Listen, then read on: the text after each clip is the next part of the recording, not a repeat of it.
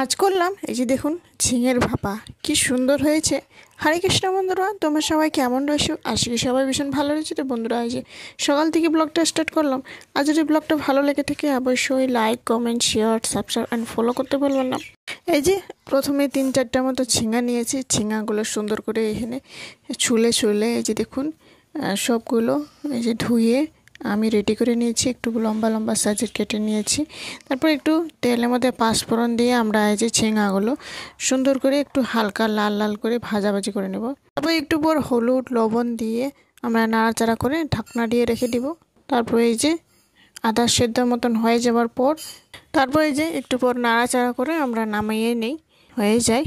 তারপর এখানে মশলার জন্য এখানে পোস্ত, কালা সর্ষে, সাদা সর্ষে, আদা আর কাঁচা লঙ্কা দিয়ে 6-7টা মতো কাঁচা লঙ্কা দিয়ে সুন্দর করে একটা পেস্ট বানিয়ে নিলাম।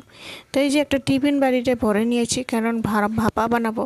তো ভাপা বানালে এরকম টিফিন বাটিতে নিয়ে আমরা এই যে মশলাগুলো সুন্দর করে এই যে ঝিঙাগুলো উপর দিয়ে দিয়ে সুন্দর করে নাড়াচাড়া করে মিলাই এই যে কাঁচা লঙ্কা দিলাম 5-6টা মতো কাঁচা লঙ্কা দিয়ে এই যে একটু চিনি দিয়ে দিলাম।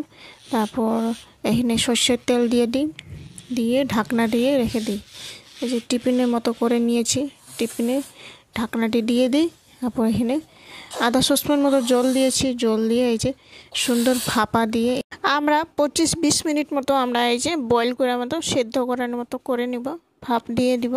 তারপর এই যে কি সুন্দর হয়েছে, এই যে দেখুন গ্রেভি কি সুন্দর হয়েছে। গরম গরম ভাতের লগে আজকের দুপুরের খাওয়া খুব সুন্দর হয়েছে। তো বন্ধুরা, এই যে এইভাবে একবার বাড়িতে করে দেখবেন, যারা ঝিঙা খায় না একবার এইভাবে ট্রাই করে দেখবেন। তো বন্ধুরা, ভিডিওটি কেমন হয়েছে অবশ্যই like, comment, share, subscribe and follow করতে ভুলবেন না। হরে কৃষ্ণা।